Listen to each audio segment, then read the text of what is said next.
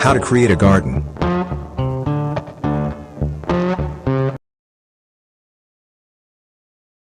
My name is Bob and I am a high school junior. WHO created an initiative called Seed to Salad to create gardens for local nonprofit organizations in Miami, FL. After discovering my own love for gardening, I wanted to help others find their own path to a new sustainable future by helping them create their own gardens. Scientific studies have found gardening to be beneficial to our lives in so many ways, such as improving self-confidence and teamwork skills and reducing stress/anxiety. But, I noticed there was a problem. There were no practical, comprehensive instructions to help beginners get started on a garden. In this Instructable, I will teach you how to make a garden so it will be hassle-free for you. If you have a black thumb, you should at least be a yellow thumb by the end of this.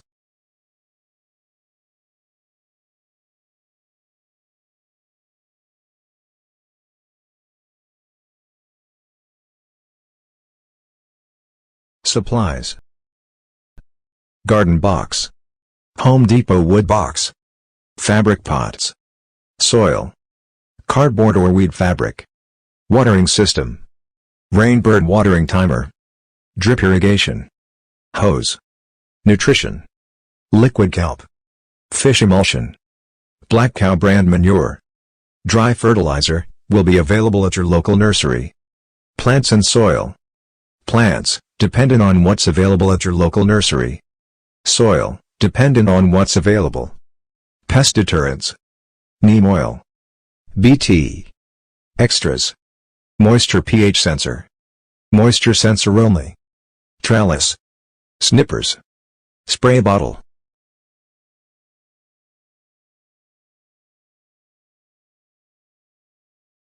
Step 1, Commitment. When planning a garden, you have to be willing to commit the time to maintain it. Your garden will be like a pet, except instead of the joy you get from owning and taking care of a pet, you will receive delicious food in return. I am sure we all have busy lives, so this Instructable will teach you how to set up a garden in order to get growing and eating those delicious fruits and vegetables as soon as possible. Step 1, Commitment. When planning a garden, you have to be willing to commit the time to maintain it. Your garden will be like a pet, except instead of the joy you get from owning and taking care of a pet, you will receive delicious food in return. I am sure we all have busy lives, so this Instructable will teach you how to set up a garden in order to get growing and eating those delicious fruits and vegetables as soon as possible. Step 2, Location and Planning. First, you will need to decide on your location. A garden needs at least 8 hours of sun. Make sure that there are no trees casting shade over your chosen spot to prevent sufficient sunlight, and check it multiple times throughout the day before you make that final decision on where to start planting. Step 3, Base. There are many different bases you can choose from: reclaimed wood, bricks, woven pots, or even in-ground beds. If you are feeling savvy enough to make the bed yourself from wood or concrete pavers, you can look at other Instructables for info on how to do this. Bed. Depending on your age or back condition, you might want to settle for a raised garden bed for easier access. But, this can limit the types of plants you grow to those with less height. Wood. If you want to make it out of wood, then I recommend using cedar, due to its longevity. You have to make sure that it is not stained with chemicals because that can leach into the soil. You can choose to make it by yourself or use a kit. There are a multitude of different kits that you can use, but I recommend Home Depot, as they are easy and decently priced. Pots. Fabric pots are great because they prevent circling roots and allow you to move your garden if need be. In-ground garden. While this is the cheapest option, it is the most labor-intensive. Depending on where you live, you have to make sure you can easily dig deep into the soil. For example, in South Florida where I live, the first 5 inches or so from the surface is made out of hard limestone, which is not ideal. Size. When you are starting a garden for the first time, you should start small. So I recommend that you should either use a 4x4 or 4x8 foot bed.